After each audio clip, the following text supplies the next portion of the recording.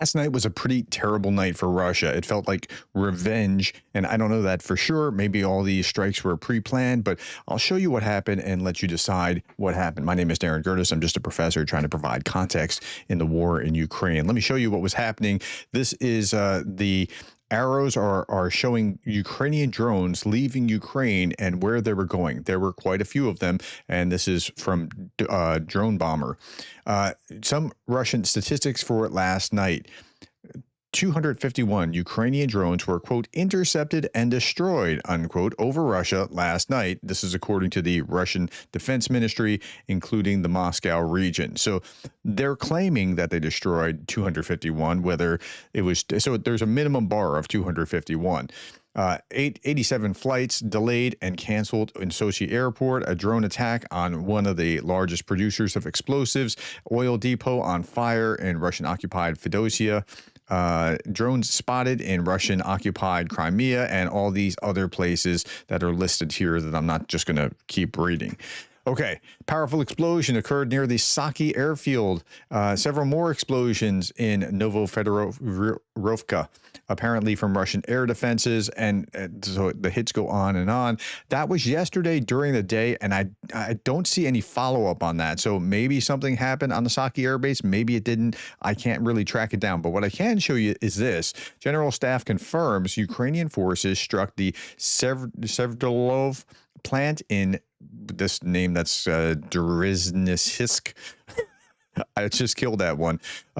One of Russia's largest producers of explosives and munitions. So that munitions plant got hit really hard. This facility, which produces explosives such as RDX, is one of the largest facilities of its kind in the world, and it's a long way from the border of Ukraine. It got hit last night. In response to the massive Russian attack yesterday, Ukrainian forces also struck Russian power plants in Klinsky, Bryansk region, and Belgorod last night. And you can see on the map where these are. They're just over the border in two different places.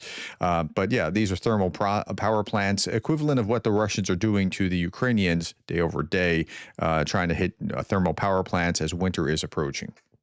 Strike on a power plant in Russia's Belgorod hits a city's thermal power plant. Earlier tonight, Luch substation was already targeted. So here's just some footage of what was going on here. You can see the smoke rising in the distance. Okay. This is Ukraine's military saying that it hit a major oil terminal, an attack on Russian-occupied Crimea. Social media posts are showing this. But what I want to show you are two things here. The very beginning, I'm going to scroll back to the very beginning in a little bit so you can see where it is. But look at these red dots. These are anti-aircraft rounds being fired up at the drones coming in. Look at this. That's what they're trying to do to knock them down. But they don't have real air defense, like not like missile kind of air defense, so things keep getting hit. Okay, Ukrainian drones strike this oil terminal in Russian-occupied Crimea, and there you can see the blaze. Okay, the USF struck the largest oil depot in a temporarily occupied Crimea during the night of October 6. Operators of the 14th Regular Army, that's the drones of the Unmanned Systems Forces, carried out a strike on the Fedosia transshipment terminal. As a result of deep strike, a large-scale fire broke out on the facility's grounds, confirmed by NASA firms. Satellite monitoring data. Detailed consequences of the strike are still being clarified, but there's going to be a lot that happened here. This is a map of where it is in Fedosia in Crimea. Okay. Now, about 60% of the deep strikes on Russian territory are carried out by Ukrainian Firepoint FP-1 drones. That's these things. With a smaller payload, can reach targets up to 1,500 kilometers. Within Russia, they have sophisticated software that is proof resistant to electronic warfare jamming. So this is the kind of vehicle that Ukraine is using to hit Russia. Okay, here's from Euromaidan Press a little bit more about what happened last night. Ukraine's long-range drones strikes focus on Russia's military air bases, manufacturing facilities, oil refineries, energy infrastructure. According to military analysts, these operations aim to disrupt Russia's fuel supplies and inflict economic pressure. I'm going to talk more about the economic pressure in my very next video. If you want to hear more about what's going on economically inside of Russia, how these strikes are affecting them, hit the subscribe so you don't miss it. Attacks on oil refineries have hit approximately 38 to 40% of Russia's refining capacity. That's crazy. 38 to 40%. My calculations were low 30s to mid 30s, maybe 35%, but these are higher numbers than I would have given, but okay. Damaging production of gasoline, diesel, and aviation fuel, which has led to shortages and price increases within Russia. It's doing a lot of damage. That's going to be my next video. Pro-Ukrainian Atesh partisans are destroying rail lines used by Russians to supply Zaporizhia and Kherson fronts. Though this route is near Verkhny Tomak, the occupiers have been transporting weapons, fuel, and troops. So this happens like day over day over day. The Atesh partisans just keep attacking the rail lines. Okay, Ukrainian Air Force, meanwhile, reports that 83 out of 116 Russian attack drones were knocked down. 30 drones hit 7 locations. So not a great ratio, but not a high number either. So let's see what they did. Before we see what they did last night, let me talk about this. Yesterday was not last night, but the day before, the night before was just absolutely brutal. 550 Russian drones and missiles. Russian strike killed a 15-year-old Anastasia in her home, in her family home in western Ukraine on October 5. She died alongside her mother and grandparents. The attacks completely destroyed their house.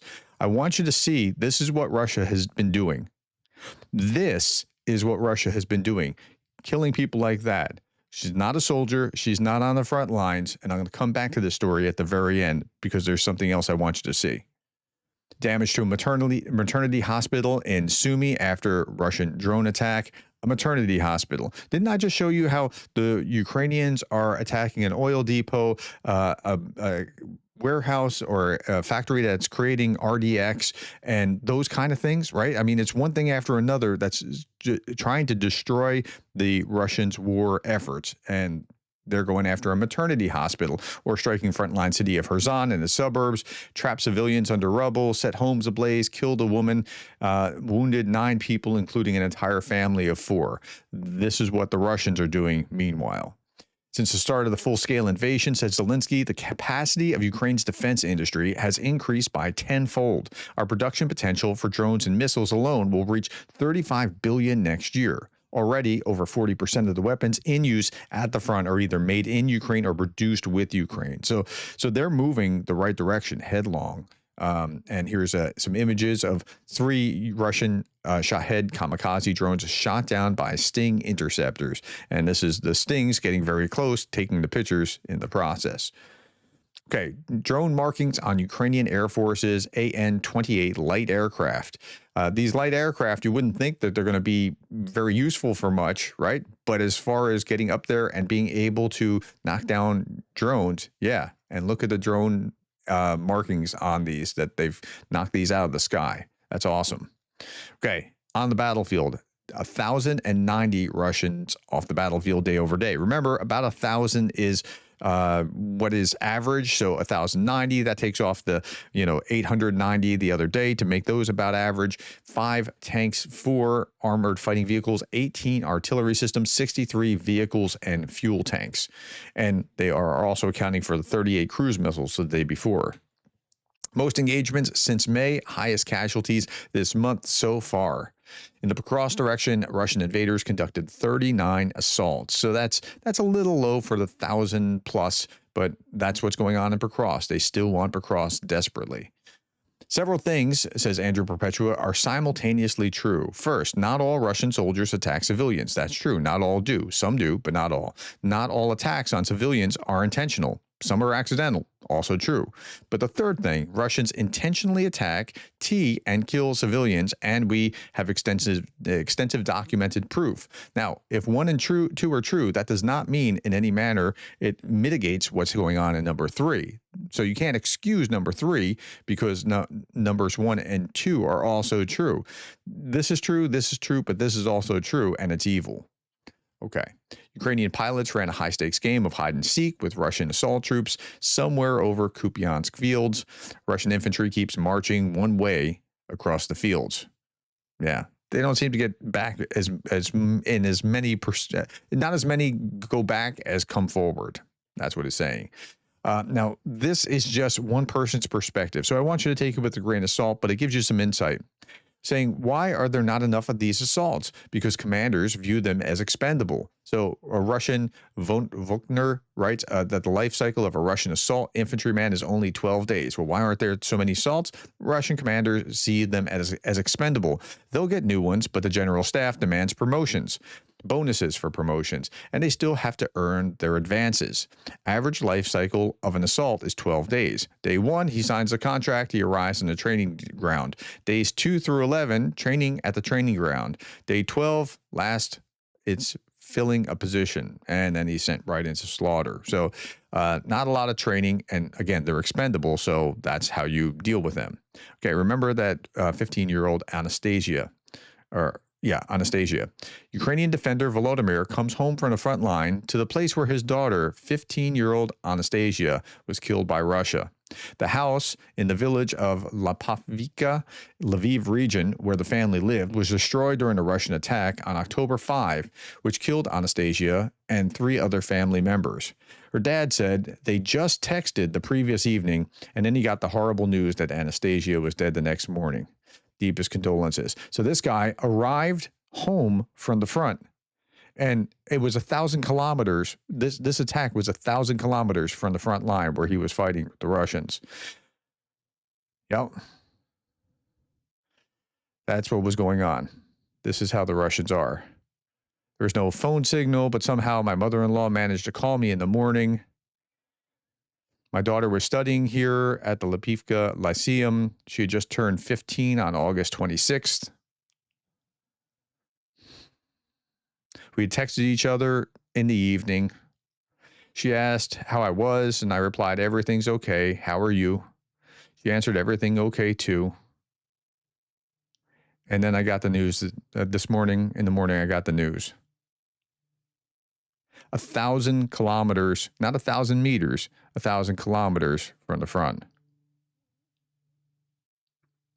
All right, my friends, that's all that I have for you today. Thank you for your time. Tell me what you thought about what you saw here in the comments below. Subscribe if you want to see the next bit about economics and how these drone attacks are affecting Russia. And thank you for being the kind of person that cares about Ukraine.